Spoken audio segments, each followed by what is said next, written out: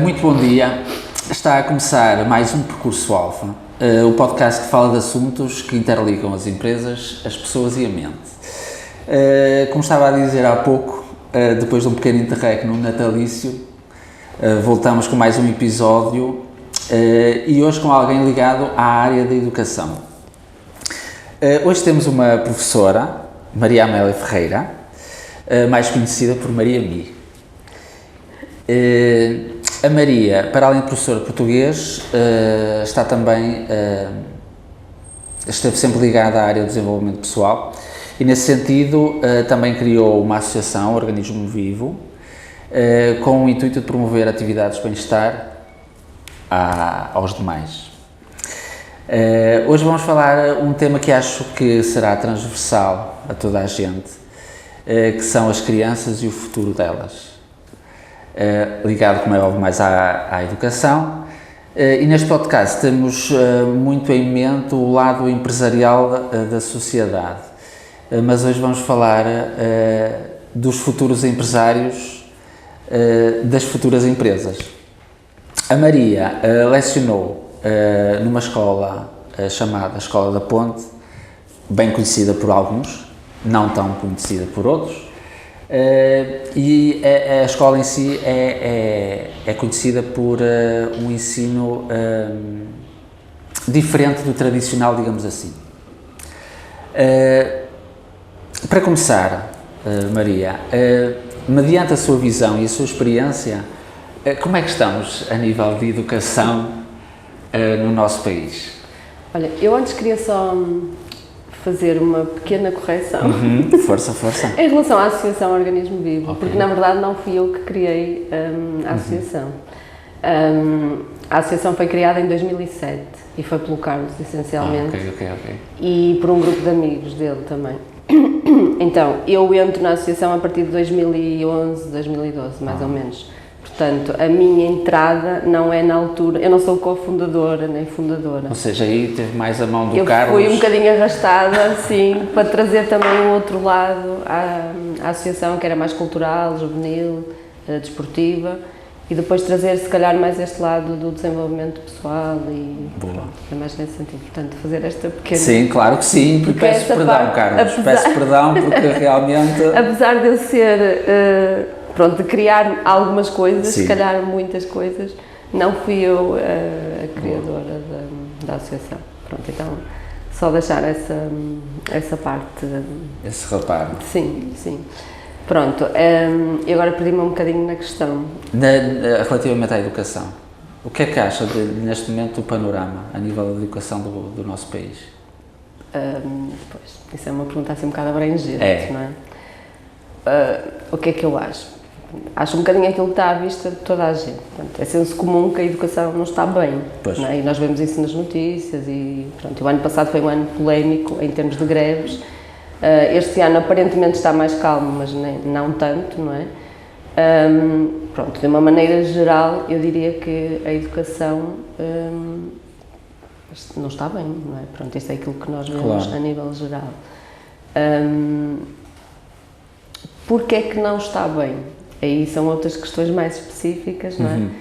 Que nós temos que ir mais a fundo e perceber tudo o que envolve a educação, quer em relação às crianças, quer em relação aos professores, quer em relação aos pais, pronto, e ver um bocadinho o papel de cada um, o governo, pronto, neste caso, mas nem sequer vou entrar muito pela parte política, porque é uma parte que nem sequer vou fazer grandes comentários, mas pronto, na verdade é assim, há uma necessidade de reestruturação geral da educação, isso acho que não é preciso ser professor e não é preciso estar no ensino para nós percebermos que é necessário ir a fundo em algumas questões para que haja mudanças efetivas. E não falo só da remuneração dos professores, não é? Porque isso é uma questão que toda a gente já reparou, e a remuneração, a deslocação, não é? Toda essa parte que está ligada mais ao governo, aos contratos, etc. Ok. Só que depois há uma reestruturação a nível geral, enquanto seres humanos, e de percebermos o que é que nós queremos fazer da nossa educação, aqui em Portugal especificamente, e o que é que queremos realmente levar às nossas crianças. E quando digo nós, é todo o sistema educativo que inclui também os pais, porque eu acho que os pais têm um papel fundamental. E eu lembro perfeitamente, por exemplo, esta questão dos pais, quando eu entrei para a Escola da Ponte, eu já não estou lá, mas quando estive lá, em 2003, foi quando eu iniciei lá, lembro-me que na altura a questão dos pais era das poucas escolas que dava realmente voz aos pais, Pois. naquele tempo, não é? Espero não Isso já estar a foi- ser injusta com outras Isso já escolas. foi Em 2003 e já existia anos. muito, não é? Portanto, já muito mais, já era assim antes de eu lá estar. E de facto aquilo era uma coisa que para mim era uma inovação, não é? Porque os pais tinham uma envolvência tão grande que aquilo era inovador, portanto, era a única escola que eu conhecia que tinha realmente esse tipo de participação.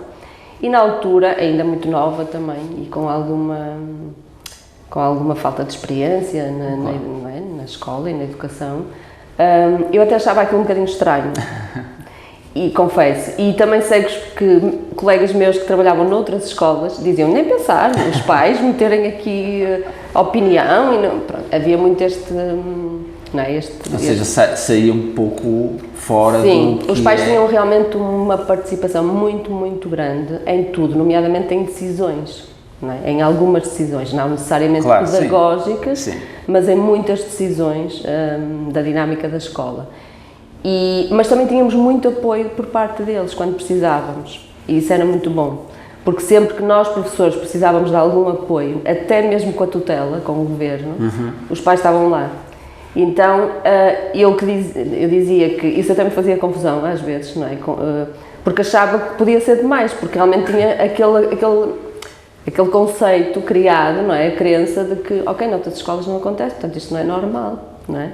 Só que depois, olhando para isso, não é? Nós começamos a perceber, eu comecei a perceber, que sim, faz todo sentido, porque a escola não existe sem toda essa comunidade Exatamente. educativa, e o papel dos pais é mesmo muito importante, porque primeiro porque são os pais, não é? Portanto, as crianças são filhas deles, e só por isso têm um papel que é extremamente importante. E depois, para além disso, a opinião deles eu acho que conta, porque nós precisamos efetivamente uns dos outros, e eles ajudavam-nos a crescer enquanto escola. E pronto, e acho que é uma coisa que já se foi ganhando noutras escolas agora, não é? Os pais já participam muito. Se calhar em algumas escolas, algumas pessoas consideram que é em demasia, portanto os pais também acabam por ultrapassar algumas barreiras, limites. se é que há barreiras, Claro. não é? Pronto, mas isso são outras questões, Claro. porque assim, de uma maneira geral, eu acho que o papel dos pais é importante e, portanto, somos todos atores da mesma peça, não é? E acho que a escola não existe sem esta ligação entre estes atores todos, desta peça de teatro, que é Claro. mais ou menos isto, não é? E pronto, isto para dizer que, sim, urge uma mudança, portanto, a escola não está bem, a educação não está bem, mas é uma coisa que tem que partir de todos, não é? E que os professores não conseguem sozinhos, Claro. a escola não consegue sozinha, a tutela não consegue sozinha, os pais não conseguem sozinhos, porque efetivamente cada um tem um papel crucial na alteração do que quer que seja na educação, e é muita coisa para alterar, a meu ver. E falando desse modelo de ensino, ou seja, ele é um pouco ou bastante diferente do que é considerado tradicional. Sim. É um modelo de ensino que efetivamente pode fazer das crianças pessoas melhores no futuro? Porque eu acho que depois aqui, ou seja, para além das matérias que elas têm que aprender, digamos assim, há coisas que se podem ir trabalhando, não é? Também juntamente com os pais, Sim. que farão delas, acreditamos nós, pessoas melhores. Acha que é por aí, Maria? É assim, se falarmos especificamente nesta escola, no caso da Escola da Ponte, pronto, a experiência que eu tive também na escola, sim, é uma escola completamente diferente e, obviamente, que eu estive lá tantos anos e eu defendo aquele projeto, não é? E gosto do projeto educativo, ainda que, pronto, depois há aqui sempre aquela questão entre a teoria e a prática, mas pronto, claro, isso sim. é polémico em todas as escolas, não é? E em todas as coisas da vida.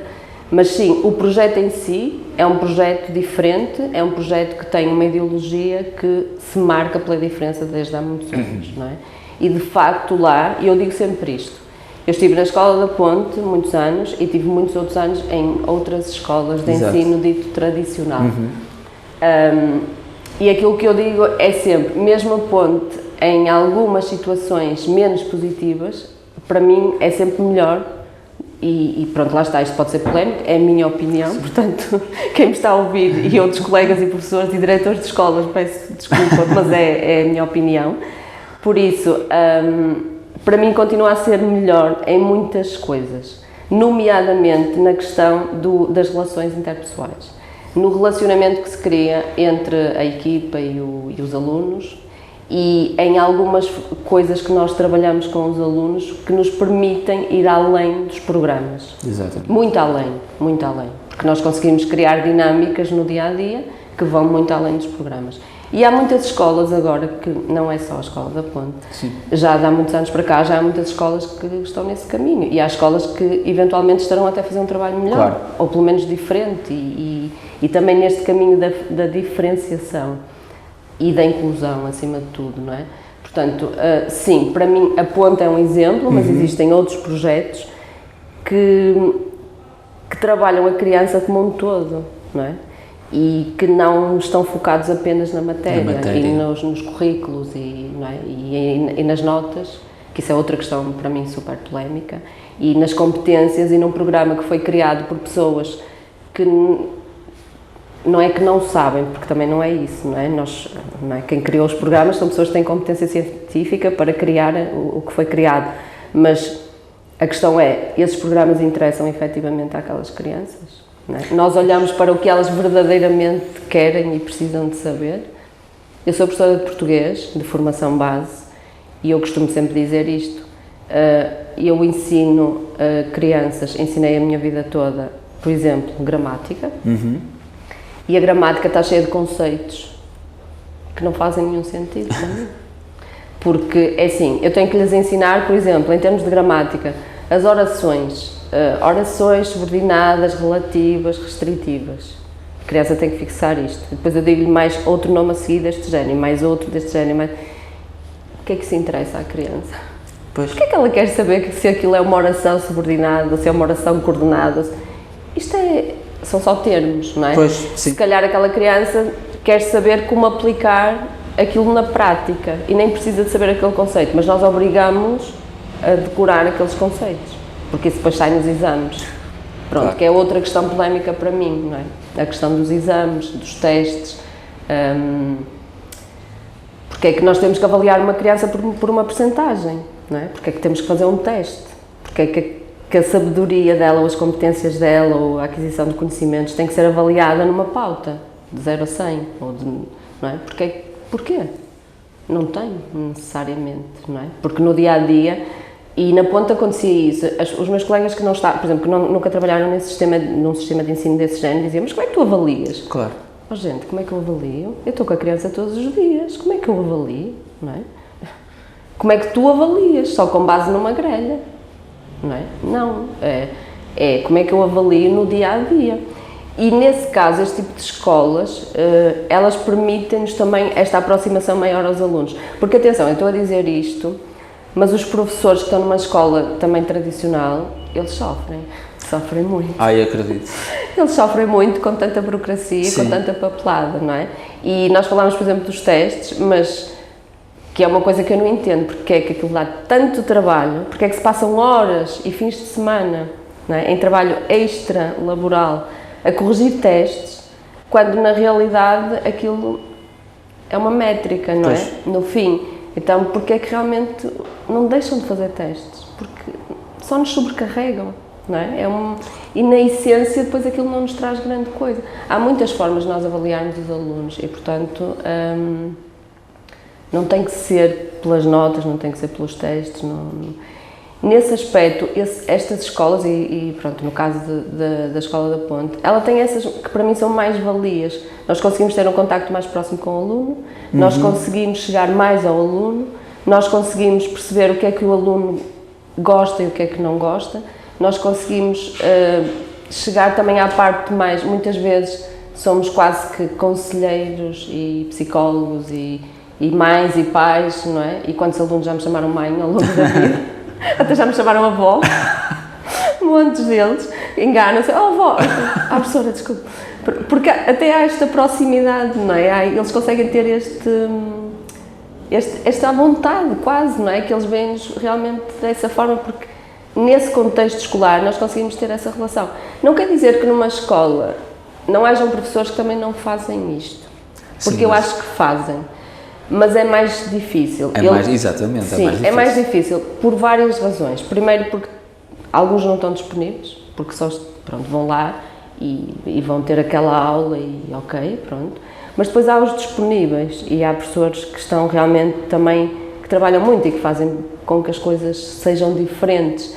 Só que depois eles estão limitados a horários, não é? Eles vão a uma turma de estar com quase 30 miúdos durante 1 hora. É impossível fazer um trabalho digno e chegar a cada um deles. Pronto, e projetos como a Escola da Ponte e outros desse género têm essa diferença porque permitem-nos estar com eles mais vezes, eles vão rodando, nós vamos podendo estar mais próximos das necessidades deles, não é? Das vontades, deles enquanto realmente seres. Indivíduo.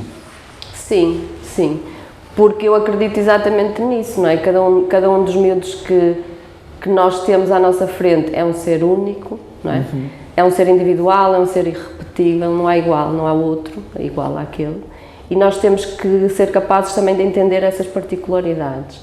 E sim, às vezes na escola dita tradicional é difícil, não é? E lá está, ao dizer isto eu não estou a fazer julgamentos, sim, e a dizer, claro, olha, são boas escolas, exatamente, são péssimas escolas, são ótimos professores, nós é que somos os maiores. Não, não é isto, exatamente, não é? Mas de facto, porque muitas vezes há professores que querem fazer um trabalho diferente, mas não conseguem, claro, porque muitas vezes a dinâmica não permite, não é?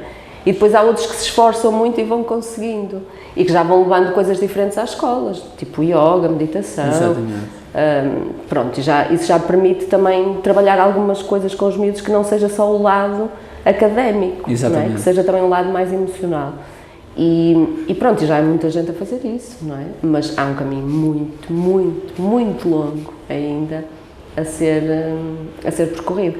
Eu lembro-me, por exemplo, eu quando saí da Ponte, eu fui para a primeira escola que fui depois também voltei ao ensino tradicional. Lembro perfeitamente de ter um miúdo que nunca mais me vou esquecer, que ele dizia, e já era adolescente, portanto ele foi o 9º ano, ele tinha uns 15, 16 anos já, e ele dizia, professora, você não é normal?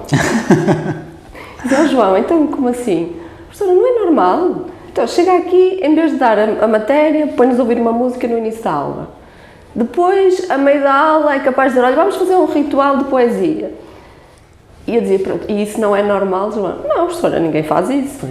Pois não, assim, há muito pouca gente que fazia isso, mas de facto, por exemplo, isso era uma das coisas que eu fazia nas aulas, nós criávamos uma espécie de ritual, porque alguma coisa diferente eu queria fazer para chegar até eles, claro, não é? E eu não entrava, por exemplo, com Fernando Pessoa só enquanto Fernando Pessoa. Levem com a poesia do Fernando Pessoa, analisem este poema. Não. Primeiro, se calhar, falava-lhes que, por exemplo, Fernando Pessoa era astrólogo, era uma espécie de astrólogo. Então aquilo suscitava logo curiosidade. Astrólogo? Como assim? Sim, ele fazia mapa astral. Professora, mas então? Pronto, e depois falava um bocadinho sobre... E se perdesse uma aula a falar de outras coisas, não é? Mas se os cativasse depois para aquilo que eu também pretendia, que era a competência da leitura, a competência da escrita e por aí fora, ótimo, não é? E com os pequeninos também fazia isso, nomeadamente na Ponte. Portanto, tudo era mote para depois partir para aquilo que eu também queria trabalhar com eles, porque é óbvio que eles têm que trabalhar as competências linguísticas e, no meu caso, não é? Tudo o que é competência da leitura, da escrita. Sim. É que português não é propriamente, sim, aquela disciplina que eles mais gostam. Que eles mais gostem, sim. Portanto, nós chegarmos só lá e dizer, olha, vamos lá abrir o livro, o manual, na página tal, e vamos ler o texto, interpretem lá o texto, tem aqui estas questões. Pá, não é? E os professores têm que perceber isso. Não é? Eles têm que perceber isso. Acho que isto é o mínimo. E aí sim, aí têm mesmo que perceber isso, que nós não podemos só chegar a uma aula, mandar abrir o livro, ler a página, o texto tal, responder às perguntas que já estão lá, que foram feitas por outra pessoa qualquer, claro, não é? Eu posso adaptar, eu não tenho que estar só colada àquilo. Pronto, agora, dá um bocadinho mais de trabalho? Dá, mas também se calhar o resultado é muito mais gratificante. e se calhar conseguimos conquistar muito mais os alunos, não é? E conseguimos comprometê-los mais na educação, porque essa questão, por exemplo, dos rituais, eu criava isso nas turmas, e depois chegava um ponto em que já eram eles a trazer o ritual, portanto, e o ritual podia ser a leitura de um poema que eles procurassem, escolhiam, e depois partilhavam com os colegas. E isso para mim já era trabalhar a leitura, claro, não é? Trabalhar a pesquisa, trabalhar uma série de competências. Então, por que não começar a fazer coisas um bocadinho diferentes para os cativar e não chegarmos só lá e abrirmos o livro e debitar. E debitar a matéria. Não, isso já não devia de existir. Isso é daquelas coisas que nas escolas já não pode existir. Não pode, não. Por mais que nós tenhamos que cumprir os programas, nós podemos cumpri-los na mesma, mas não tem que ser, passa a expressão, chapa 4, não é? Não tem que chegar ali, ok, é isto, seguir isto. Não pode ser. Porque depois falamos de crianças, rotulamos as crianças, não é? Pronto, e são todos hiperativos agora, e têm todos estava-me a lembrar disso, agora há a moda do hiperativo.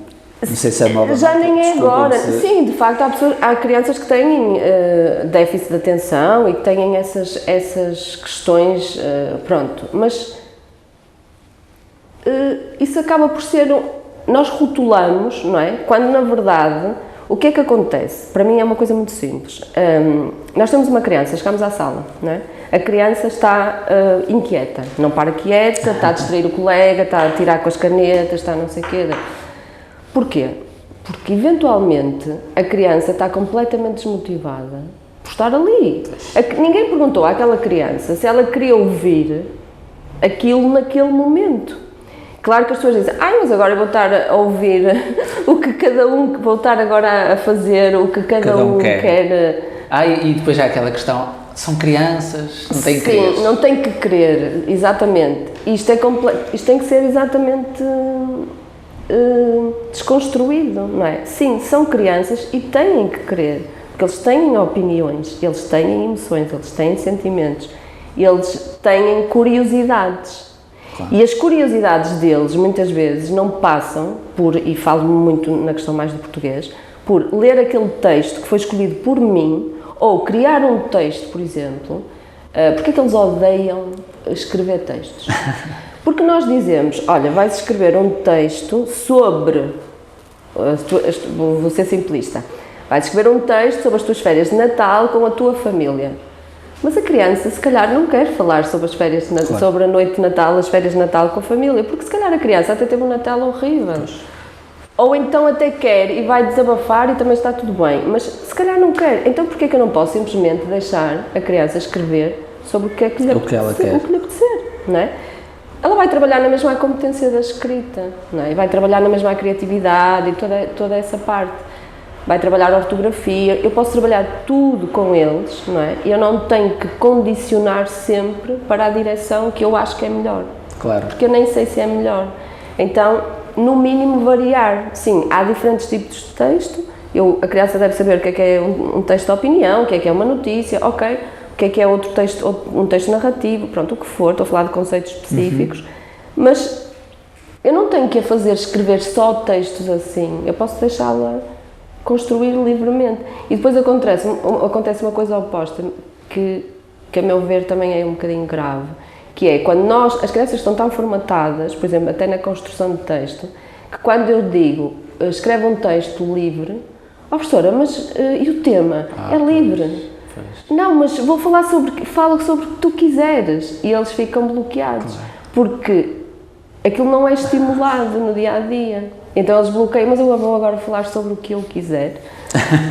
Sim, sobre o que tu quiseres. Pronto, então há muito estas limitações que nós vamos criando e nem nos apercebemos, e essa questão dos rótulos que eu estava a dizer, e só para terminar, é um bocado isso, nós acabamos por abafar um bocadinho a criança, inconscientemente, muitas vezes sem querermos, e o que acontece é que depois o corpo manifesta-se. Claro.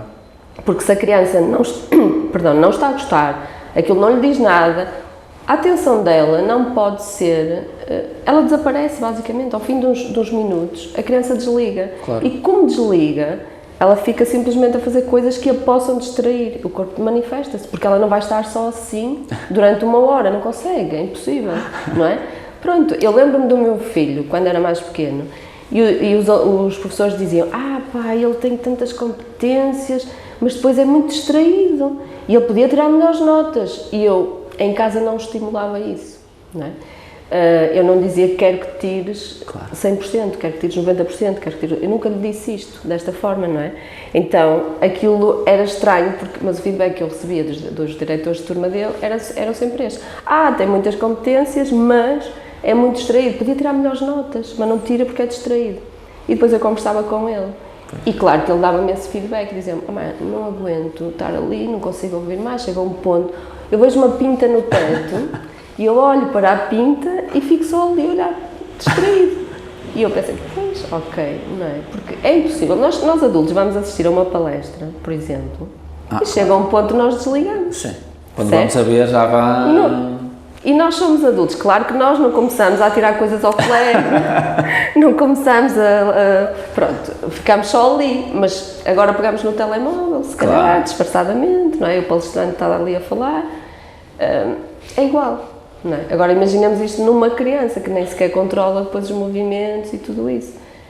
Pronto, é um bocadinho isto que estamos a fazer às crianças. Estava a falar da questão de que realmente quando lhes dão abertura para eles escolherem, escrever o que querem, que eles bloqueiam. Ficam limitados ao Veio-me logo à mente a questão de quando as pessoas vão para o mercado de trabalho, não têm aquela autonomia e proatividade. Ou seja, estão sempre à espera que lhe digam o que é que elas têm que fazer. Exatamente.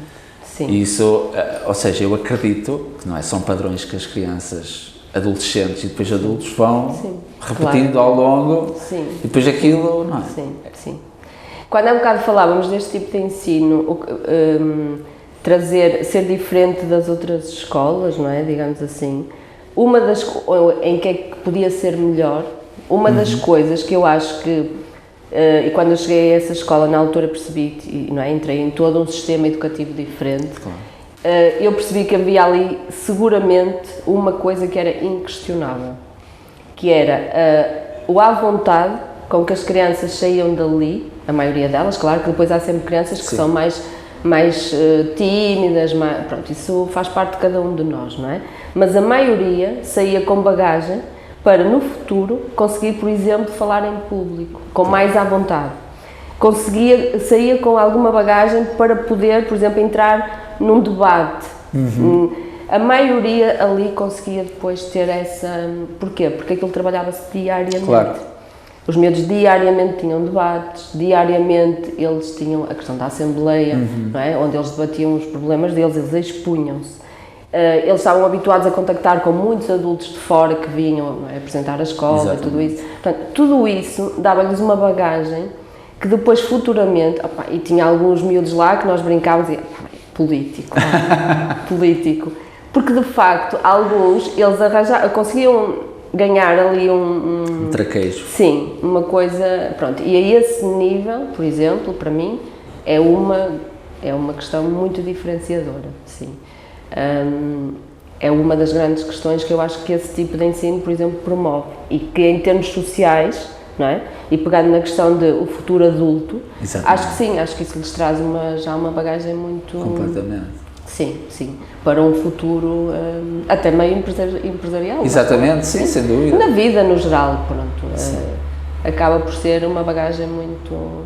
Sim, e depois outras questões, sei lá, a questão da diferença, que lá a diferença entre nós, entre seres, porque lá está, cada um é um ser único, era uma coisa que lá também era muito trabalhada, porque quase que não havia diferença, não é? Nós sabíamos que havia os meninos especiais, exatamente, mas eles estavam todos juntos, não é? E isso foi uma coisa que só mais tarde é que começou a acontecer noutras escolas, porque normalmente esses miúdos, de uma maneira geral, pronto, eles estavam em grupos, não é? Claro, à parte. Sim. Ali não, já há 30 anos atrás, há quase 40, se calhar, que foi quando o Zé começou com aquilo, o Zé Pacheco, ou mais até, já nem sei bem.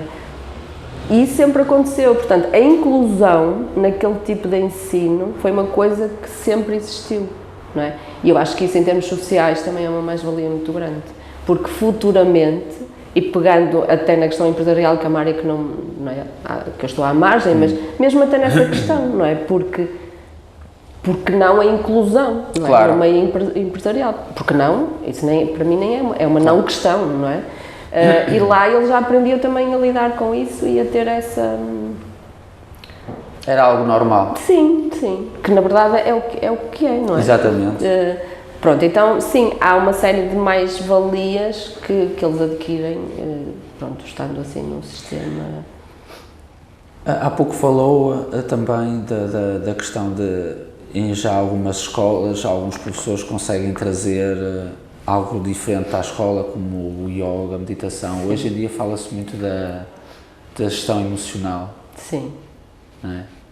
E ainda bem. Inteligência emocional, gestão emocional. Ainda bem que se fala. Já se fala muito. Só que, quer queiramos, quer não, às crianças, não é? Que elas, como nós, adultos, mas elas têm que aprender a lidar com as emoções, mas ninguém, nas escolas, ninguém explica isso, ninguém fala do tema. Eu acho que se fala aos bocadinhos. Acho que é assim, um adulto, e agora pegando também nos professores, porque é mais ou menos disso que estamos a falar, não é? Do ensino, inevitavelmente falamos de professores. Nós não podemos falar de gestão emocional, inteligência emocional, se nós próprios, enquanto adultos, não trabalhamos isso em nós. Sim. Pronto, eu acho que o que acontece é que a maioria dos professores, eventualmente, e a maioria dos adultos, se calhar,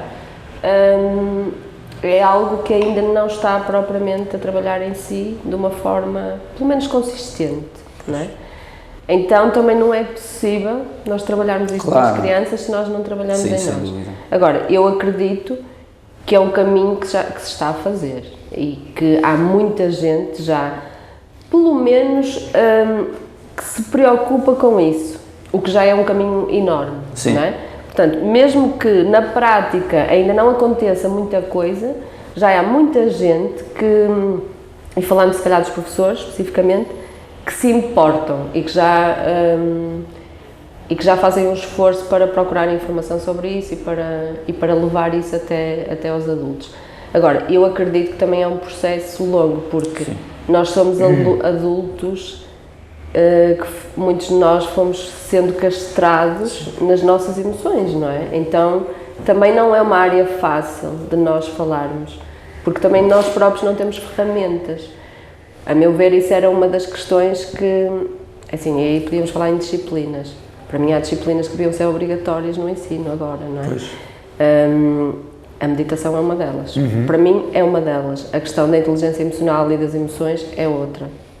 Era obrigatório ter isto como uma disciplina nas escolas, ou pelo menos uma área de trabalho, porque se nós não tivermos isso realmente, nós vamos estar sempre nesta roda do hámster, não saímos daqui, não há como, não é?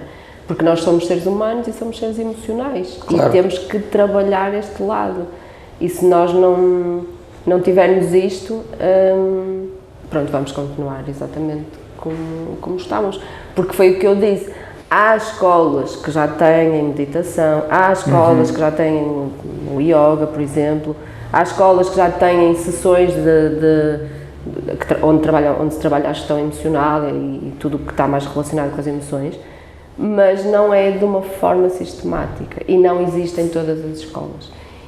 E há ainda muitas escolas que têm direções que nem sequer permitem esta abertura. Pois, acredito, claro. Sim. E isso é que é ainda mais grave, a meu ver, é quando nem sequer há abertura para ter isto nas escolas, sim. E pronto, é assim, trabalhem a arte, se não conseguirem trabalhar as emoções, trabalhem a arte, porque ao trabalhar a arte estão a trabalhar as emoções. Há muitas formas de chegar até lá, não é? Então é preciso reinventar os programas, sem dúvida nenhuma, é mesmo preciso. E isso passa pela formação inicial dos professores, não é? Porque nas universidades também ninguém nos ensina, quando nós tiramos o curso, a trabalhar este lado. Claro. Não é? A não ser que agora esteja tudo muito diferente e não me parece que esteja. Porque também lá está, porque os professores que estão à frente do ensino universitário também se calhar não foram convidados a trabalhar isso, não é? Então, quando eu há bocado dizia, antes de nós começarmos, que tínhamos que fazer um stop de género, parou aqui tudo, e agora vamos lá então recomeçar tudo. Isto é uma utopia, claro, mas é uma utopia que era quase inevitável. Ok, reformulemos isto tudo, por favor, porque os programas estão obsoletos, não fazem sentido, a dinâmica da escola não faz sentido, o excesso de papéis dos professores não faz sentido. Tudo isso é uma carga que depois não permite trabalhar aquilo que realmente interessa, não é? Porque há excesso de trabalho, aparentemente os professores não trabalham 40 horas por semana, eles trabalham 56, pois. 60, não é? Até ainda não tinha ali uma notícia sobre isso e foi quase uma espécie de estudo que se fez das horas semanais que o professor trabalha e na verdade o que é que sai em termos de sumo da educação? Parece que não sai nada, não é? Pois. Porque tantas horas de trabalho e não chegamos àquilo que nós realmente queremos, que é os alunos, então, parem tudo, não é? Isto é mesmo um bocado anárquico quase, mas é um bocado isso. E lembro-me muitas vezes também do Zé Pacheco, que na altura não deixou de ser um mentor para mim, não é, na educação, e continua a ser, e eu também achava, em muitas coisas eu achava, o Zé está a delirar, porque isto é um bocado anárquico, mas se calhar em algumas coisas ele já tinha razão, se calhar, pronto. Era um visionário. Se calhar já tinha alguma razão em muita coisa. Não é? Assim, eu aprendi muito com ele, efetivamente, não é? E a Escola da Ponte existe porque ele existiu, portanto, só por isso temos que ser gratos. Mas realmente a educação agora tomou um rumo cada vez mais que, sim, parece que tem que haver uma ruptura total para de repente se reformular. Só que pronto, lá está, quando eu digo que isto é uma utopia porque esta ruptura então tinha que acontecer na sociedade, claro. não é? Porque somos todos a tal comunidade, pais, professores, funcionários, tutela, portanto está tudo ligado. E nós não vamos mudar tudo de um dia para o outro, infelizmente. Sem dúvida. Agora, que haja muita gente a fazer isto aos bocadinhos, isso já ajudava, não é? Porque se todas as escolas tiverem um bocadinho, sei lá, trabalhar a meditação, trabalhar a gestão emocional, aos bocadinhos, já muita coisa vai... Pronto, eu acredito que já muita coisa vai começar a mudar. E já está a começar. Pronto, ainda sim, que... pelo menos ouve-se falar. Sim. E só o facto de se ouvir falar já é bom. Sim, e há escolas que já o fazem, não é? E há muitos professores interessados nisso.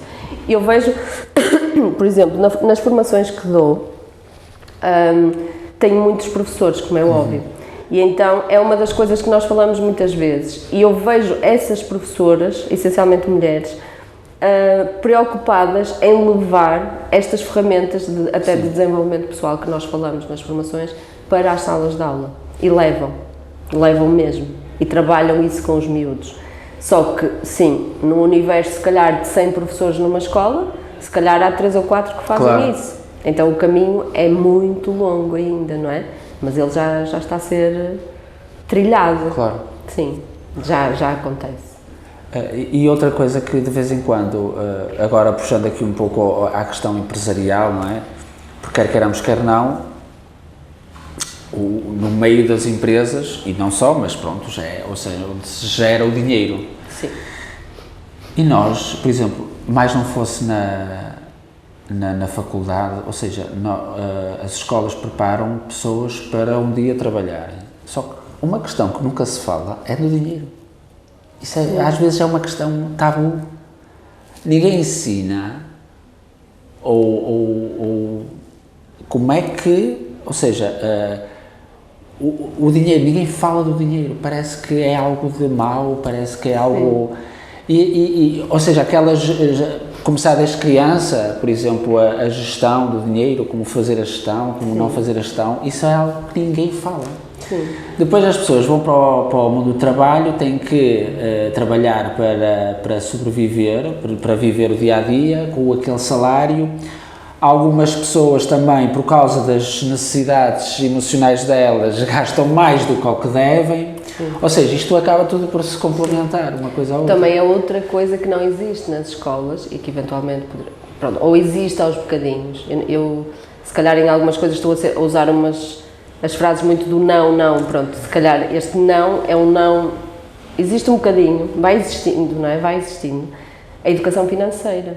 Pronto, é algo que se calhar também poderia estar mais desenvolvido. Eu acredito que nós todos temos crenças em relação ao dinheiro, não é? Sim, sem Pronto, dúvida. e nós portugueses, eu acho que faz parte mesmo da nossa genética, sei lá, de uma energia que este país tem, que é ok, para nós sermos bem-sucedidos temos de trabalhar muito, e ter dinheiro tens que trabalhar muito para conseguires e tens que, não é? E é tudo muito rígido. E também acho que, pronto, há aquelas crenças de o dinheiro não cai do céu, não é? Não cai das árvores, então nós acumulamos isto, e acredito que também é geracional, não é? Porque os meus pais também vêm daí, os meus avós, portanto, e quase toda a gente tem estas crenças. E é um bocado isso que dizia que é, sim, há um bocadinho de tabu em falar sobre o dinheiro, sobre, não é, sim, eu gosto de dinheiro, eu preciso de dinheiro, ninguém diz isto, não é? Ninguém diz, eu gosto de dinheiro, eu preciso de dinheiro, dizem, não é? Mas eu gosto, sim. O dinheiro faz-me bem, ninguém fala sobre isto. Pá, se calhar também aqui devíamos mudar um bocadinho o paradigma, mas é um processo, porque são crenças que estão muito enraizadas. Porque quer queiramos, quer não, os nossos pais tiveram que trabalhar muito para ter o que têm. Sim, de uma maneira geral, sim. Mas nós, por exemplo, já vamos numa geração que não há tanta necessidade. Sim. Nós hoje em dia temos tudo. Sim. Ou 70% das pessoas. Sim. Mas o que é básico, sim, toda a gente tem. Não é? Sim. Não há necessidade. Temos acesso a muito mais. E só que é uma questão que, só quer queiramos, quer não, o dinheiro é algo que nos vai entrar na vida, nem que nós não queiramos. Eu para vir para cá preciso de dinheiro, tipo meter combustível, tipo passar na autoestrada, é preciso, temos. Só que é algo que parece que ninguém fala. Depois vamos para a faculdade, para os cursos de gestão, não é? Fala-se daquelas teorias todas fantásticas que nós depois pegamos naquilo para pôr em prática no dia-a-dia e... Não dá muito bem, não é? Ok, não preciso disto para nada, grande parte das coisas. Mas, ou seja, o dinheiro em si parece que é muito tabu e não se fala, ninguém fala disso, ninguém ensina e, por acaso, é uma questão que por vezes me coloco. Sim. Por que não falar das escolas? É assim, não é que não se fale, não é? Fala-se, pronto, lá está, fala-se em algumas escolas, em algumas áreas, digamos assim, até na matemática, não é? Mas é mais, penso eu, e aqui também estou a falar um bocadinho, é mais no sentido de conhecer o dinheiro e não de trabalhar esta questão emocional desta ligação ao dinheiro, não é? Ok, o dinheiro não é uma crença, ele existe, ele está aqui para todos e todos podemos ter e todos devemos ter, não é? E todos merecemos. Exatamente. Pronto, neste contexto, se calhar não se trabalha muito, não é? Trabalha-se mais no sentido de, ok, o que é o dinheiro, para que é que serve, como é que podes usar esta questão prática. A questão emocional ligada ao dinheiro, não é? Acho que não, isso não se trabalha muito, não é? E a educação financeira é mais do que isso. Por isso, nem sequer acho que se entra muito pela questão da educação financeira, mas principalmente pela questão, se calhar, de uma educação financeira emocional, não sei se seria este o nome, mas podia ser algo assim, e trabalhar as crenças mais limitadoras relacionadas com o dinheiro, sim, acho que na educação não, é uma outra sugestão de uma disciplina. Por exemplo? Sim. Por acaso há um colega, colega e amigo que trabalhou comigo na Ponte, e ele trabalha muito com os miúdos a questão do dinheiro, que eu acho super giro, e outras escolas também fazem isso, que é pegar mesmo neles, mas é com os meninos os ditos especiais, não é? Sim. Então é pegar neles e levá-los ao supermercado, fazer compras, usar o dinheiro, pronto, e levá-los para a vida. Basicamente é levá-los para a vida. Exatamente. Pronto. Se calhar isto não devia de acontecer só com os especiais, os ditos especiais, porque são todos especiais, não é? Mas se calhar podia acontecer com todos, não é? Se calhar os colegas da matemática, não sei, digo da matemática, mas podia ser qualquer um, podiam pegar até numa turma e levá-los às compras e trabalhar a questão do dinheiro, não sei, e até trabalhar o lado emocional aqui também. Acho que é uma questão que se podia explorar. Lançamos aqui o reto. Sim, eu acho que sim. E certamente deve haver alguém que já pensou nisso e que tem ideias muito melhores sobre isso, não é? E pronto. Só que também acho que acontece muito isto, que é, existem muito boas pessoas, no sentido de pessoas que querem fazer coisas. Alguma coisa. e com ideias espetaculares, e isto em termos de educação e mundo, não é? E o mundo em si, porque a educação, lá está, é sempre a base, é o que traz depois para tudo, para o lado empresarial, ou seja, para que lado for. Só que depois, a maioria tem receio de expor, não é? Porque muitas vezes nós sabemos que, lá está, dependendo, por exemplo, das escolas e da direção de determinada escola, aquilo não vai ser aceito, porque é uma inovação. E depois também há muito essas crenças que nos limitam, que muita gente tem medo do novo, não é? Porque, ok, isto é novo, vai dar muito trabalho, mas como é que vamos fazer isto? Mas isto agora já vem completamente fora de... Não é? Porque é muito mais fácil estar no registro do mesmo, é mais cómodo. É muito mais cómodo. Pronto, eu acredito que há muita gente que tem ideias muito boas, algumas estão a ser postas em prática, mas também acredito que há muita gente que tem receio de expor, precisamente por causa disso, porque depois é um bocadinho aquela, não vale a pena. Pois. Não, olha, ninguém vai... E eu tenho feedback de professores que me dizem isso em relação a outras situações. Olha, por exemplo, com as mandalas, não é? Há pessoas que fazem trabalho escondido com os alunos, e eu sei disso, não é? Porque, não é para dizer à direção, porque a direção vai achar que isto é uma cena... passou-se. Quando na verdade isto são desenhos, não é? Claro. São terapêuticos, mas são desenhos. E sim, é um bocado isso, sim, passou-se. É quase como a meditação. Ainda há pessoas na escola, não é, que acham que a meditação é uma coisa fora de... não, por favor, não. Não é? Mas sim, mas há colegas que fazem, eu sei que há muitos colegas a fazer trabalho, e trabalho interessante nas escolas, mas é um bocadinho à margem, não é? É assim, por exemplo, a questão, eu ainda há bocado falava dos rituais, a questão da música, levar a música, que não é nada de especial. Sim. Não é? Isso não é nada de especial. Mas em algumas escolas, eu fazia isso com os alunos, eu nem sequer comentava isso com a direção. Nem sequer comentava, também nem estava à espera que me validassem. Claro. E quando muito, se me dissessem alguma coisa, eu ia ter como justificar. Mas em algumas escolas ainda me dava esse trabalho, não é? Era a minha aula. Exatamente. Portanto, eu ali conduzia à minha maneira. Só que nem todos pensamos assim também, não é? E há esses receios. Ou seja, muitas pessoas têm medo. Sim, mas também acredito que se nós que fazemos isso, se realmente, e eu fiz isso em muitas escolas, se nós dermos o feedback do quanto aquilo está a surtir efeito, se calhar muitos colegas vão acabar por abraçar a mesma, não é? Por fazer coisas do género e perceber que vale a pena. Porque eu lembro, por exemplo, eu estive numa escola em Vila do Conde e eu tinha uma turma, eu tinha secundários, porque no meu percurso profissional eu dei aula já do primeiro ano até ao 12º, porque o facto de estar na ponte permitiu-me trabalhar com todos os alunos quase, e depois a minha formação é de terceiro ciclo e secundário, mas já estive com todos os anos. E nessa escola em Vila do Conde eu tinha turmas de secundário e depois tinha 2 turmas de 6º ano, que eram mais pequenitos.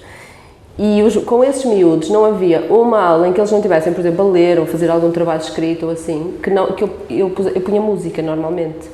E punha música muito ligada ao yoga, porque eram músicas até com mantras e assim, que aquilo era, para eles ao início era um bocado estranho. Mas depois chegou um ponto, quando eu me esquecia, porque imagina, eles iam criar um texto e eu esquecia-me da música e eles ficavam parados e não faziam nada.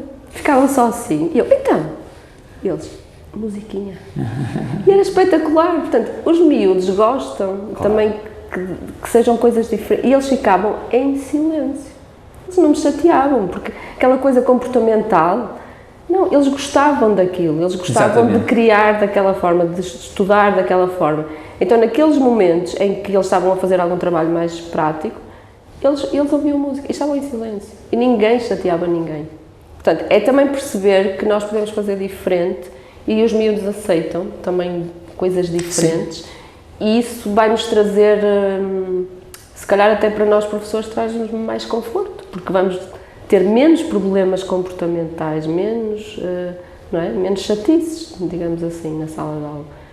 Pronto, só que acho que, lá está, isto é uma abertura que não temos de estar todos no mesmo caminho, nem pensar todos da mesma forma, mas acredito que temos todos que encontrar estratégias diferentes e formas diferentes que caibam em cada um para realmente mudar o paradigma da educação.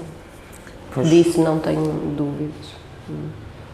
E acho que ninguém tem, não é? Na verdade ninguém tem, porque depois isto chega a um ponto está em que caótico, realmente, portanto, exatamente, chega a um ponto em que ninguém tem isto dúvida. está da forma que está, mas o que é certo é que isto parece que não sai, entre aspas, da cepa Sim. torta. Sim, é verdade. E depois, tipo, pronto, e então, vai ser assim agora, tipo...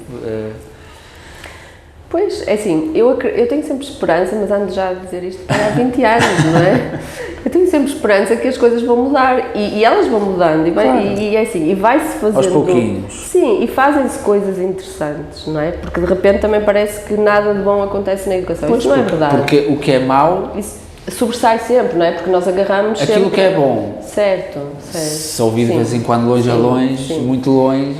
A questão é exatamente essa também, é se calhar as pessoas que estão envolvidas na educação partilharem, exatamente, era isto que eu dizia, quem faz, deixar de fazer em porta fechada, não é? Deixar de não partilhar, porque tem medo da reação, não, é exatamente o contrário, se calhar é pensar que se aquilo está a surtir efeito na minha turma, porque é que eu não posso partilhar isto com os colegas? Vou partilhar, pelo menos partilho. Se as pessoas aceitarem ou não... Sim, porque depois também nem toda a gente está disponível para trabalhar de forma diferente. Claro. Portanto, isso é... Mas pequenos projetos que se vão fazendo, pequenas coisinhas, não é que nem são projetos, são só atitudes dentro da própria sala de aula, se calhar se toda a gente partilhar, pode ser por aí, não sei, pode ser por contágio, não é? Porque nós também funcionamos muito, Sim. enquanto ser humano, por contágio, não é? Sim. E pronto, isso pode ser podia ser essa a forma. As pessoas deixarem de ter medo também de deixar de ter medo de falar sobre o que fazem de bom, não é? Também temos sempre esse medo de... Eu própria também tinha isso e às vezes ainda tenho, porque, por exemplo, eu sou professora de português, não é? De formação. Na verdade eu não sou nada disso, isso era a minha profissão. Mas isso, na verdade, agora perdi-me. Não tem mal, daqui um bocado... Agora é aquela parte... Daqui um pouco encontramos, mas pôs a mão e eu queria... Há pouco sim. falou de... Era por causa do ter vergonha de falar sobre as coisas, não é? Porque eu, enquanto professora de português, porque eu não sou isto... Então, eu enquanto professora de português, não é, chegar a uma escola e começar a falar de mandalas, ou há uns anos atrás, por exemplo, de terapias complementares, isto era super estranho, não é?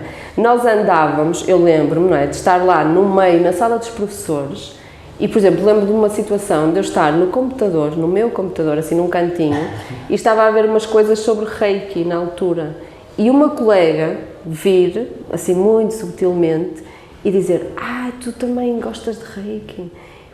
Ou seja, nós andámos ali escondidos. E depois de vez em quando encontramos a nossa tribo, não é? Porque ela encontrou-me e desde aí ficámos amigas, não é?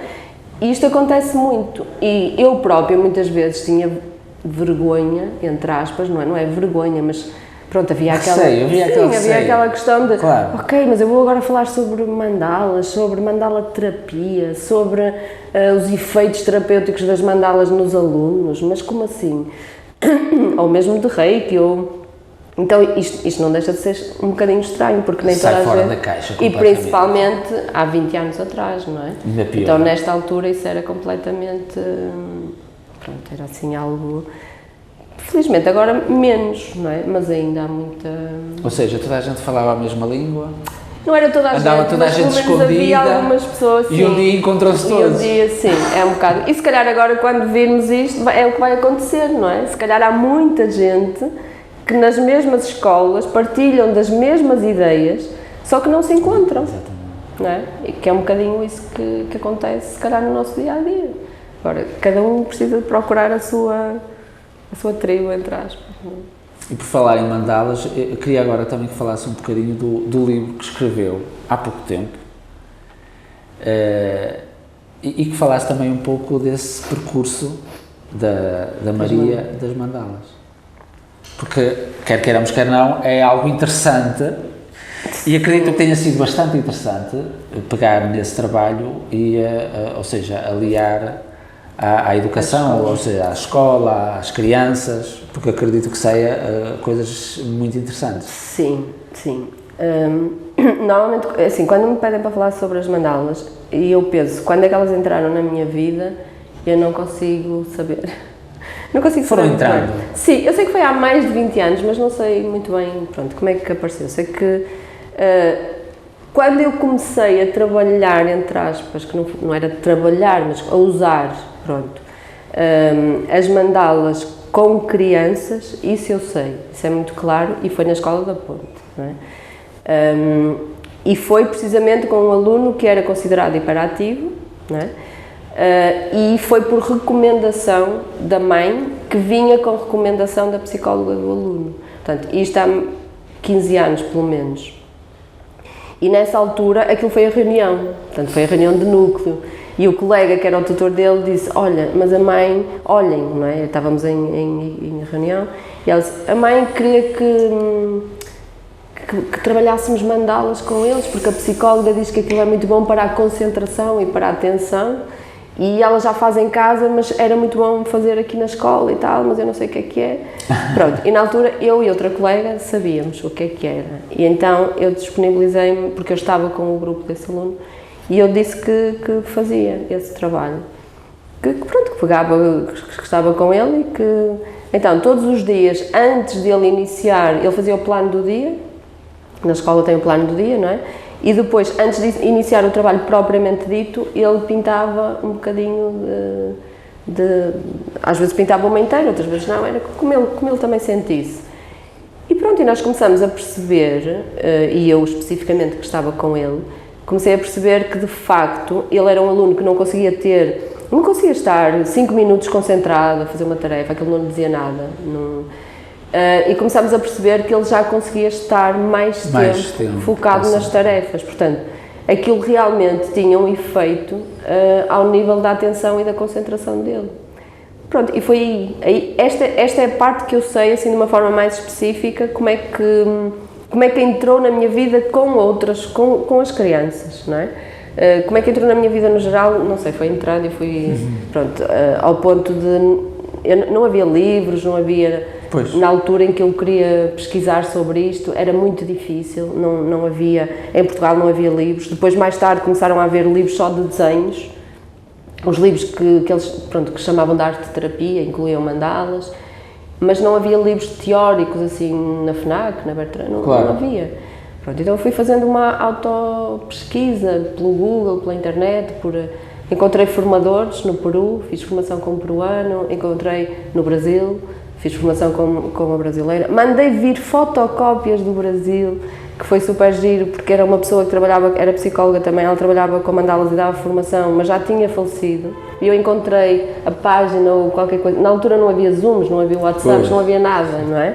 Então eu contactei o filho por e-mail, o filho vendeu-me os materiais dela, que era dos cursos, portanto como se fossem manuais, e eu até ia trazer isso como um dos objetos, porque realmente aquilo para mim é uma preciosidade. Foram 6 cadernos em fotocópias, encadernados, não é? Com aquela espiral, numa reprografia qualquer que ele fez lá, e aquilo veio do Brasil para cá. Eu estive um mês e tal à espera da encomenda, não é? Portanto eu fiz aquilo, fiz o pagamento, e aquilo foi um curso quase... Não é? Porque lá tinha o material todo em manuais, portanto não tive o prazer de conhecer a senhora e de poder ser com ela diretamente, mas ele passou-me isso. E pronto, e foi assim um caminho difícil, mas bom ao mesmo tempo, não é? Pronto, foi uma procura muito grande. Sim. E em relação ao livro, pronto, em relação a esse miúdo, foi muito a validação de, ok, isto já me fazia sentido a mim, e agora está a fazer sentido nas crianças, então se calhar é para continuar, não é? Foi um bocado nesse sentido, e até porque lá está o contágio, que eu falava há bocado, quando nós fazemos coisas que vemos que surtem efeito, aquilo contagia, e claro que aquilo contagiou os outros meninos, porque muitos também queriam fazer, curiosos, não é? Pronto, então também não custa nada, nós em vez de perdermos, ganhamos 5 minutos do dia ou 10, eles podem iniciar o trabalho assim, não há problema nenhum, não é? E muitos deles faziam, e aquilo acabou por, muitos miúdos acabaram por fazer, por trabalhar e estar, acabou por abranger todos os alunos, mesmo os meninos mais especiais, pronto, e ponho sempre entre aspas, crianças com autismo, com trissomia, muitos deles também, eu trabalhei com eles com mandalas. E depois isso não se esgotou naquela escola. Não é? Claro. Eu trabalhei muitas vezes com alunos de secundário, em especial com alunos dos cursos profissionais, que tinham muito mais abertura e que era uma forma, lá está, também de os centrar e de os trazer para aquilo que eu também pretendia depois. Claro. E eu fazia isso com eles. Claro que depois falava das cores, do significado das cores, eles achavam aquilo super interessante, não é? E buscar outra parte mais, pronto, mais do que é que a mandala eventualmente pode significar. Exatamente. Porque as cores, existe a terapia das cores, não é? Então ia buscar um bocadinho por aí, eles achavam super interessante. Portanto, lá está, o ir buscar formas de os cativar para depois também os trazer para o resto, não é? E, por exemplo, criar um texto a partir de uma mandala pode ser um exercício, claro. Não é? Sim. E ainda o ano passado fiz isso na escola e saíram textos espetaculares, porque eles tiveram a trabalhar as emoções, porque falamos era um texto que se chama As Palavras Cinzentas e as palavras cor-de-rosa e as palavras cinzentas. E então eles partiram da criação de uma mandala com essas cores e a partir dali trabalhamos as emoções, porque não é, as cinzentas eles associavam a determinadas emoções, pronto, e aquilo deu para trabalhar imenso a tal inteligência emocional, gestão emocional, o que quer que lhe chamemos, e que também foi através disso, pronto, e ao mesmo tempo eles criaram um texto, não é? Então eu estive a trabalhar português, não é? E eles criaram um texto, portanto as competências da escrita foram trabalhadas e isso pronto, são estratégias. Juntou-se o útil ao agradável. E eu juntei várias coisas, eu pude trabalhar várias coisas com eles, sim. E esse livro surgiu um bocadinho da necessidade. Está aqui, quem estiver interessado, onde é que nós podemos comprar, Maria? Em todas as livrarias. Vê-se bem, João? Está focado? Sim.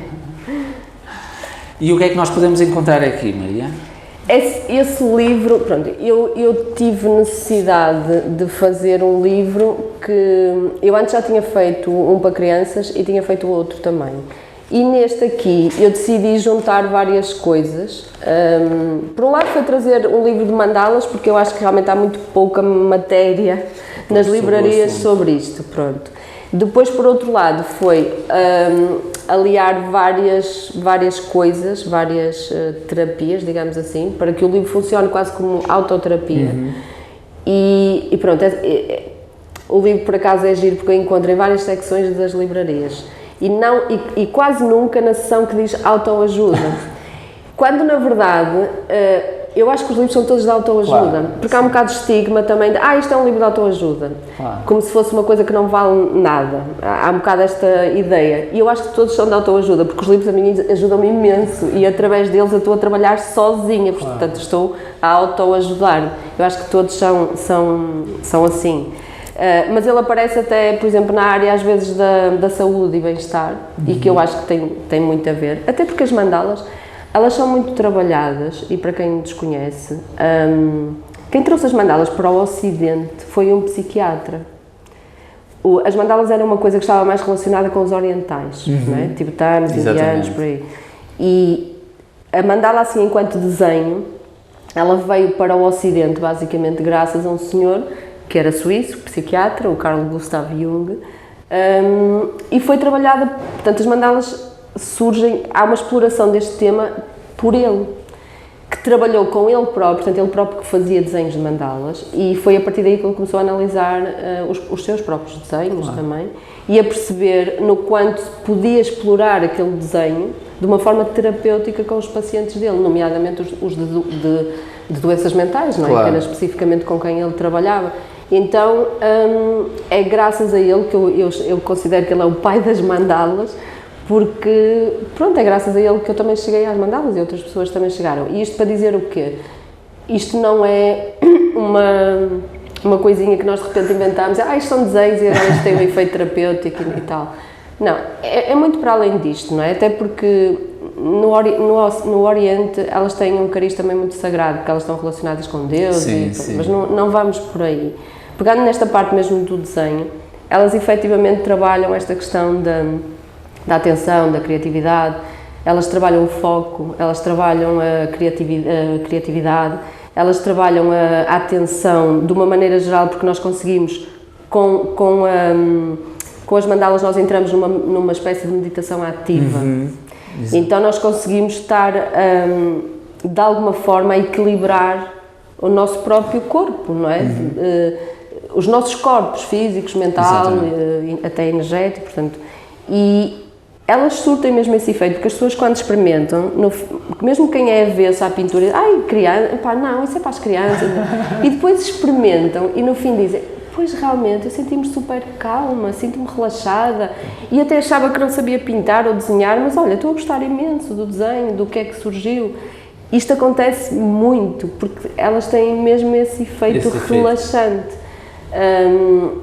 Pronto, e não é por acaso, e por isso é que eu falei do psiquiatra, elas são usadas em gabinetes, em consultórios médicos, médicos neste caso da psicologia, sim. Pronto. Mas também acontece, e eu já tive alguns casos, até de alunos, adolescentes especialmente, miúdos com ansiedades, que acontece muito, ataques de pânico, ataques de ansiedade, etc. E não é o primeiro caso que me diz que o médico dele, e estamos a falar de médicos de família, lhe disse para pintar mandalas. E eu acho isto espetacular, claro, não é? Porque ainda que eu não preciso de validação científica, claro.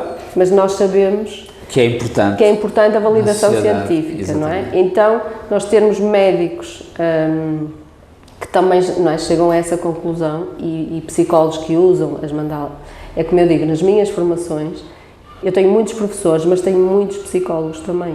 Porque os psicólogos procuram muito saber mais, não é? Para depois também mais poderem opções. trabalhar, porque já perceberam que isto tem este efeito, em especial em pessoas ansiosas e com este tipo de ataques de ansiedade, pânico, etc.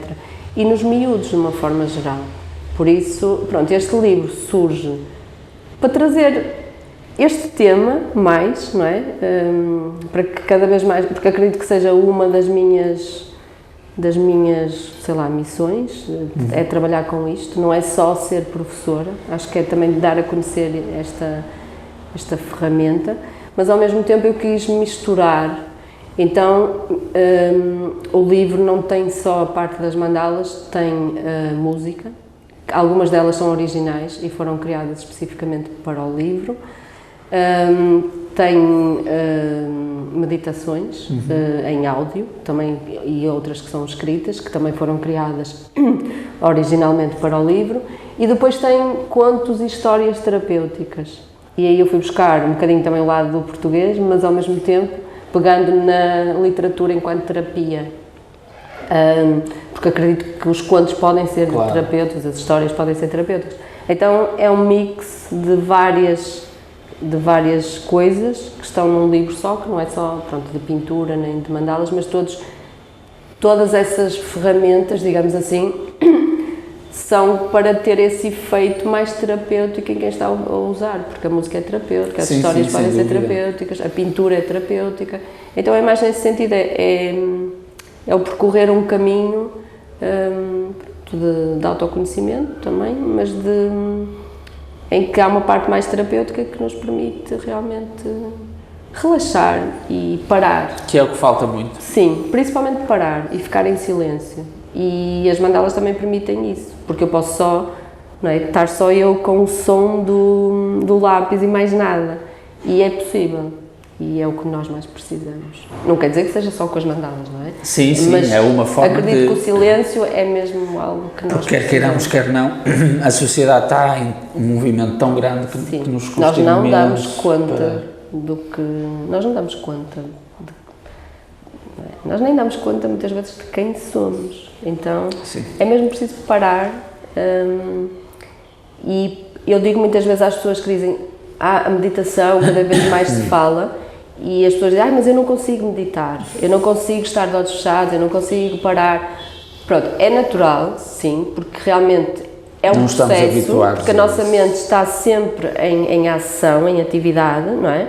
Mas, por exemplo, para quem acha que não consegue estar de olhos fechados e parar e conseguir, de alguma forma, relaxar dessa forma, se gostar de pintar, ou mesmo que não goste, experimente, isto é outra forma de nós podermos relaxar a mente. E o relaxamento é evidente. Eu não conheço ninguém que me tenha dito que, olha, fiquei mais nervosa, fiquei mais não sei o quê. Não, acho que nunca ninguém me disse isto. Quando muito, podem ter ficado ali com algumas questões, porque sentiram algumas coisas que não estavam à espera e depois ficam ali com questões de, pá, mas porquê é que eu senti isto, ou estive a pensar nisto? Pronto, mas dizer, olha, fiquei super nervosa, não aguento, não, nunca ninguém me disse isso. Portanto, isso é outra forma de nós pararmos, não é? E pode ser através de uma simples, passa a expressão, pintura, que não é tão simples quanto isso, mas pronto, e daí ter surgido... Porque realmente reforça o facto de nós cada vez menos termos tempo para parar. Sim, sim. E agora, relativamente à associação, ao organismo, que eu aproveito para pedir perdão ao Carlos novamente. Não, ele não se vai mostrar. Onde é que é? Sim. E o que é que nós podemos encontrar lá? Então, a associação, ela fica no concelho de Famalicão, Vila Nova de Famalicão, em Delães, especificamente. É uma terra mais pequenina, não é? A associação, ela existe desde 2007, como eu disse, e basicamente ela foi criada com o intuito mais educativo, precisamente, porque eram mais jovens na altura, claro. Portanto, e estavam com todo aquele espírito desportivo, educativo, cultural, portanto, mais relacionada, mais por aí. Depois, ela foi evoluindo e também começou a abraçar este cariz mais de desenvolvimento pessoal. Foi lá que também foi criado um dos núcleos da Associação Portuguesa de Reiki, que era o núcleo de Famalicão, portanto, aquilo, no Norte, basicamente, ela chegou a funcionar lá. E pronto, e desde 2009, mais ou menos, 2010, também já se fazia muitas práticas relacionadas com a meditação e já estava muito essa área a começar a acontecer ali. Depois, ela passou por uma fase em que esteve um bocadinho mais parada, ali antes da pandemia, não, nem foi com a pandemia, foi um bocadinho antes, okay. Esteve um bocadinho parada, parada não a 100%, mas com muito menos atividade, só havia assim mais a questão das aulas de yoga, não muito mais que isso. E depois, curiosamente, ainda na pandemia, nós sentimos, e aí, pronto, aí sim fui eu a criadora, digamos, com empurrões do Carlos sempre, porque há muito que ele queria que eu abraçasse aquilo também, e eu dizia-lhe, não, porque eu tenho outras coisas, tenho outros projetos, não quero, não é? Pronto, mas depois, aí até foi por iniciativa minha, porque nós precisávamos de um espaço grande, onde pudéssemos fazer algumas atividades, porque criamos um grupo de solidariedade, por causa de famílias que estavam a passar dificuldades naquele momento, e nós decidimos criar um grupo, que foi aliás uma proposta de uma amiga minha, da Lisa Joanes, que sugeriu que eu ficasse à frente do grupo naquela zona, e então nós criámos esse grupo, que era o Estenda a Tua Mão, e o que é que acontece? Para nós conseguirmos angariar fundos, que na verdade eram mais bens alimentares, claro. Não era propriamente dinheiro, para distribuir por essas famílias que já estavam sinalizadas por nós, criámos esse grupo, nós começamos a criar pequenos eventos, meditação, Om Shanti, momentos, concertos de taças tibetanas, sim. E então começamos a criar aquele grupinho, a trazer os amigos para fazerem aquilo, não é? E para trazerem bens em troca. Portanto, exato. Nós dávamos o momento e eles traziam-nos bens para nós darmos às famílias. Pronto, e começou assim. E aquilo começámos a perceber que, olha, ok, isto faz sentido, as pessoas gostam, claro. E querem e precisam. Essencialmente, e precisam também. Porque cada vez mais pessoas vão procurando agora a meditação e essas dinâmicas. Então, aquilo foi evoluindo outra vez, portanto, e passou, portanto, a área da associação passou a ser mais abrangente, porque abraçamos o lado da solidariedade, que já existia um bocado, mas sim. acabámos por, mas agora de forma mais sustentar assim, mais ali, sim, e ao mesmo tempo a parte do desenvolvimento pessoal, pronto. E começámos a partir daí a desenvolver uma série de atividades. Temos, por exemplo, a meditação todas as sextas-feiras, é por donativo, as pessoas podem ir e podem, mas mesmo quem não puder ou não quiser dar, não tem que dar. Claro. Pronto, a associação vive de donativos, claro. Não é? Porque é sem fins lucrativos. Só que depois também fazemos outras atividades para poder buscar também donativos, porque a associação tem que se manter, não é? E fazemos várias coisas, mas tudo muito. Temos aulas de yoga, de Kundalini Yoga, semanais.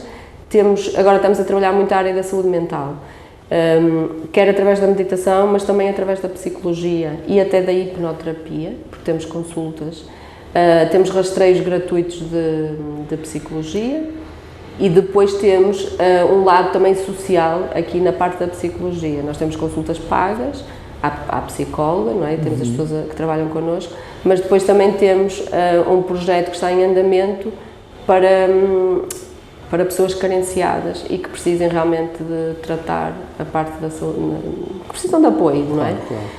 Então temos a psicologia também virada para isso e algumas dinâmicas com o yoga, com a meditação, que também proporcionam esse bem-estar na saúde mental, na mesma. Portanto, há assim uma espécie de projeto em que tudo está interligado, mas mais focado na psicologia, ainda assim. Pronto, e vamos desenvolvendo outras atividades, alguns workshops e isso tudo.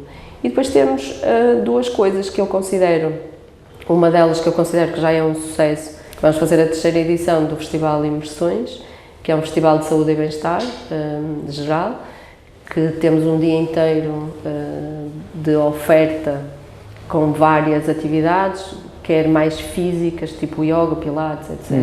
Depois temos palestras, workshops, temos espaço de crianças, isso acontece em julho. E agora temos uma inovação que eu considero que somos pioneiros, e somos, efetivamente, que vamos levar a cabo o primeiro Congresso Nacional de Meditação, agora no dia 6 de Abril. E pronto, e temos um programa bastante interessante, com nomes de muita referência na meditação em Portugal, e pronto, e vamos fazer lá o primeiro Congresso Nacional de Meditação. Quem estiver, diga.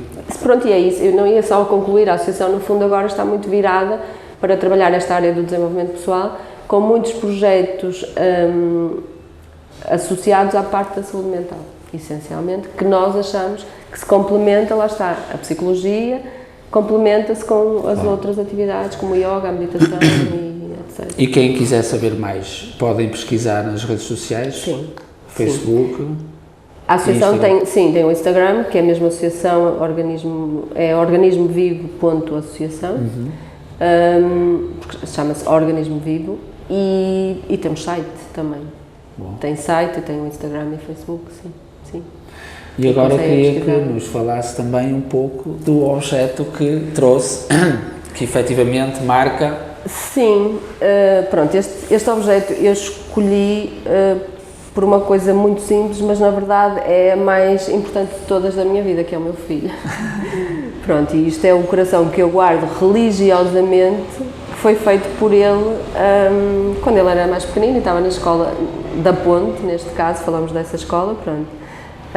E ele fez este coração para mim, e é um coração que está sempre na minha secretária, que já foi partindo aqui, que eu espero que nunca se parta, não é? Claro. Pronto, ele tem aqui, ele escreveu Gonçalo e Mãe atrás, e basicamente isto é assim, há vários objetos que eu até posso considerar importantes, mas depois pensando qual é o que realmente me diz alguma coisa que anda sempre comigo, que eu vejo todos os dias, claro. Anda sempre comigo não pela rua, mas que está na secretária e eu vejo todos os dias, é este, pronto, é o coração, que eu não sei se a intenção dele ao fazê-lo, se era o meu coração ou se era o dele, ou eram os dois juntos. Eu acho que eles estão ligados, por isso, pronto. Mas isso é algo, ou seja, que marcou... Marcou, na altura, sim, porque foi algo que na altura ele...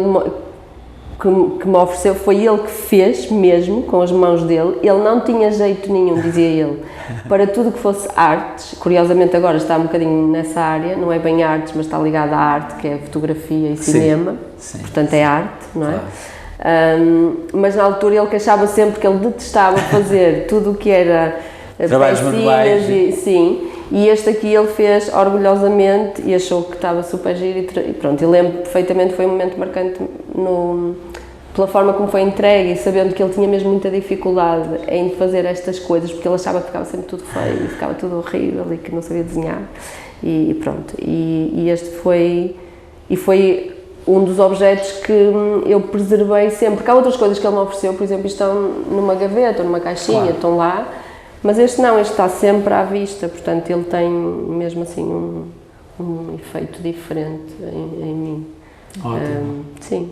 Pronto, é basicamente. Podia ter trazido aquelas fotocópias do. Pensei, olha, isto é muito. Porque é mesmo, eu guardo aquilo religiosamente. Também seria um objeto, mas pronto, este de facto é. Foi o mais importante. Sim, sim. E eventualmente dos presentes mais importantes que ele já me deu. Por isso, se calhar até. Pronto, não sei se o mais importante, porque pelo menos é aquele que eu guardo mais religiosamente e que está sempre. Sim. Portanto, é isto. Ótimo, ótimo. E pronto, infelizmente estamos a terminar aqui a nossa conversa. Não sei quanto tempo estivemos, mas foi extremamente agradável. Não, e é bom que fale, porque efetivamente o nosso objetivo é que as pessoas venham falar e inspirar, tentar inspirar outras pessoas a fazer diferente. Maria, obrigado por ter vindo e ter aceito o nosso convite para conversarmos um bocadinho. Obrigado também a quem nos ouve. E pronto, até ao próximo, que agora não vai haver Natal tão cedo, por isso acredito que... Agora não há desculpas. Agora não há desculpas. E tudo bom. Maria, obrigado mais uma vez. Obrigada, igualmente. Tchau, João. Obrigada.